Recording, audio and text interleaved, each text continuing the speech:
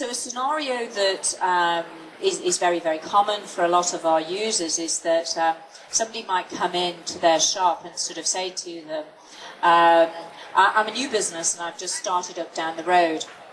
And I don't actually have a logo, and somebody told me that you were a designer and that you could make me a logo. And you can make me a logo and you can put it on some polo shirts for me. And you're going to say to them, well, yes, I can embroider logos, but it's going to cost you a certain amount of money to actually create an embroidery design.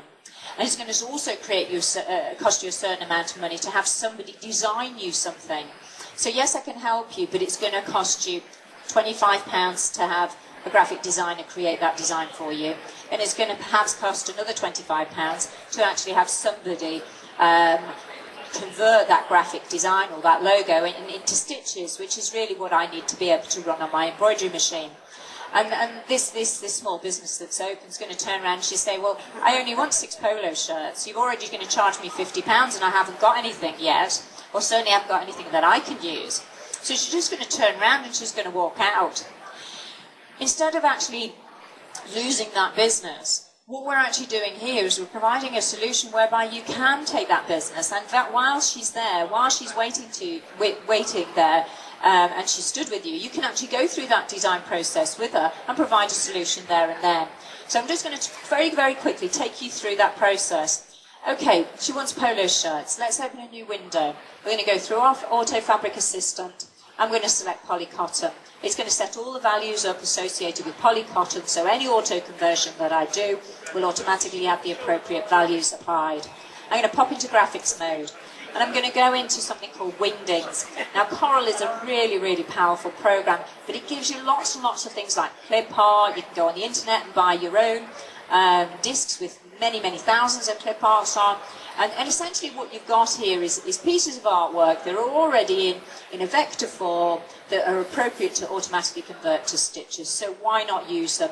Their software, their designs that are freely available for you to use them. So she's running a dog grooming business, and she actually wants you to be able to just put a logo in that's very relevant. Equally, she could be in any other kind of business, and you can find a piece of clip art, I'm sure, that would match that business in terms of being relevant to it.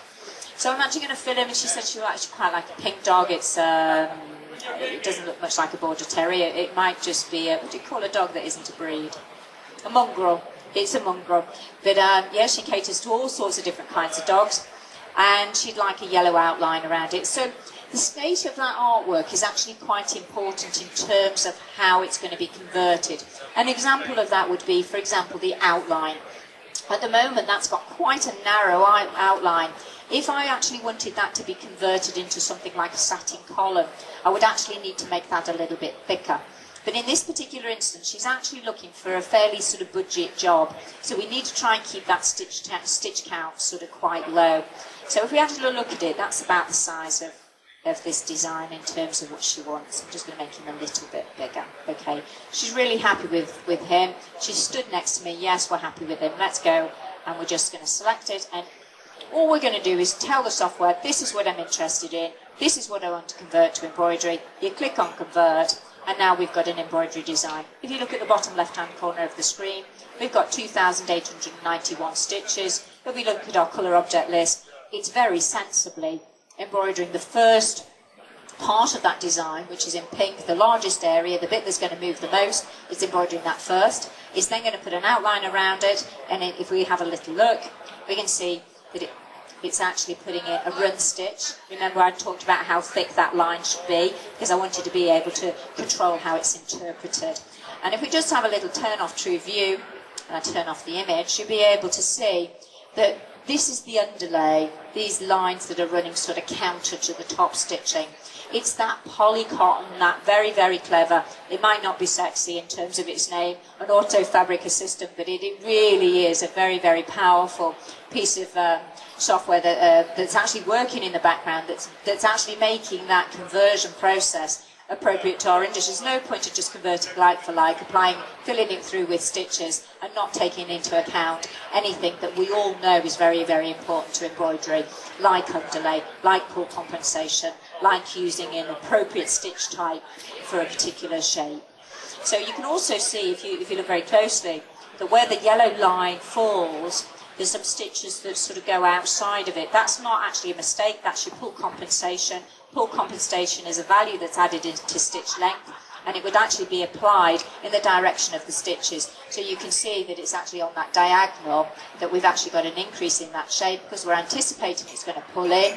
That means our outline should match when it's actually embroidered. So although on screen the pink is overshooting, in fact when it's embroidered we would hope that it would in fact match up.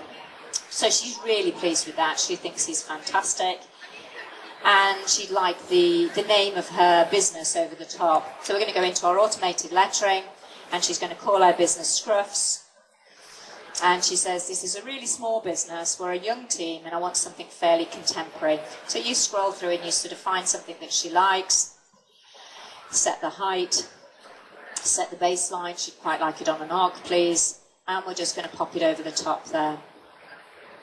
Ooh, did I set it on a baseline? Okay, it's on an arc there. And we're going to fill it with stitches, and she'd like it in yellow, please. And she'd also like a description of what her business actually does underneath. So I'm going to put in my dog grooming. And I'm going to choose one of my fonts that I know has been specifically designed for small text. Something like small block 2, because it's quite a long word. She wants it on left breast. I'm probably going to reduce the height to about 8 millimeters to make sure that it doesn't exceed the width field. Create my text. Click on screen. Fill it with stitches. Let's just extend that line slightly. And put it in position. If you find that in fact you wanted it to be slightly narrower because it's actually all saved within the object itself. I know that small block 1 actually comes in slightly narrower, so I'm just updating it and make sure that in fact it fits the width of the field that I want for left breast. And that's it really. You've got an embroidery design. You haven't actually done any digitizing. It takes about 5 minutes to create an embroidery design for her. You haven't done it, you haven't had to send it away, she hasn't had to pay, but you do in fact get that business for those 6 polo shirts. So what I'd like to sort of, I suppose, reaffirm is that what we're trying to do is give your business the flexibility to become more efficient. We've got the tools to allow you to bring the artwork in. We've got the tools to be able to make the best use of that artwork, whether it be in bitmap or in vector form. There's absolutely no point in forcing you to do a job that's very long-winded and very cumbersome if what you've got can be automatically converted into stitches. And there should not be any compromises made in terms of quality. Absolutely not. Wilcom's not about I suppose, destroying the industry in terms of quality. I mean, you know, in terms of automation, you have to be selective, you have to use it appropriately, but absolutely, it's there it's there to be used. It's very powerful, and we have, in fact, built-in controls to make sure that what you do output is of exceptional quality.